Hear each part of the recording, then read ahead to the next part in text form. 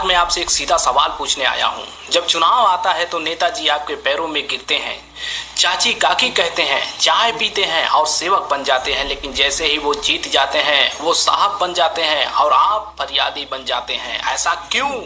क्या आपने कभी सोचा है कि जो हाथ जोड़कर आया था वो आज डंडा क्यों दिखा रहा है? दोस्तों, मान लीजिए आपने अपने घर में एक मुनीब रखा था कि वो आपके घर का हिसाब किताब देखे। आप उसे हर महीने पगार सैलरी देते हैं। अगर वो मुनीब आपके ही सोफे पर पैर रख कर बैठ जाए और आपको घर के अंदर आने से रोक दे तो आप क्या करेंगे? उसे हाथ जोड़ेंगे या बाहर का रास्ता दिखाएंगे? सरकार, ये नेता, ये अफसर सब हमारे मुनीब हैं। इनको जो तनख्वाह मिलती है, जो गाड़ियां और जो बंगले मिलते हैं वो आपके पसीने की कमाई टैक्स से आते हैं। जब आप माचिस की डिब्बी भी खरीदते हैं तो आप सरकार को पैसा देते हैं, तो फिर अपने ही पैसे का हिसाब मांगने में डर कैसा? मालिक कभी नौकर से डरता है क्या?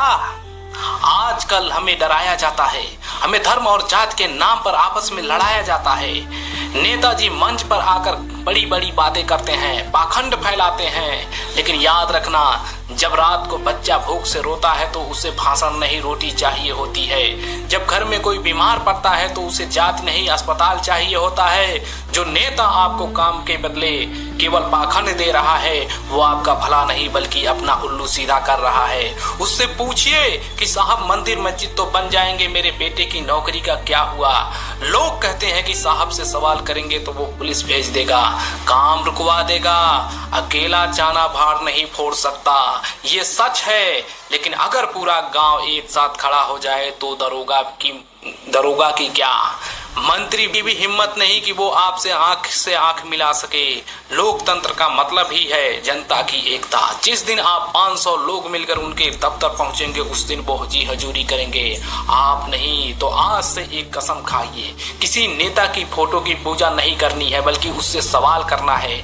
नेता के पीछे झंडा लेकर मत घूमिए बल्कि अपनी समस्याओं का कागज लेकर उसके सामने खड़े हो जाइए। याद रखिएगा कि आप भीड़ नहीं है, आप इस देश के भाग्य विधाता है। जिस दिन आप डरना छोड़ देंगे उस दिन ये नेता वाकई में सेवक बन जाएंगे। और जोर से बोलिए, जय हिंद, जय भारत।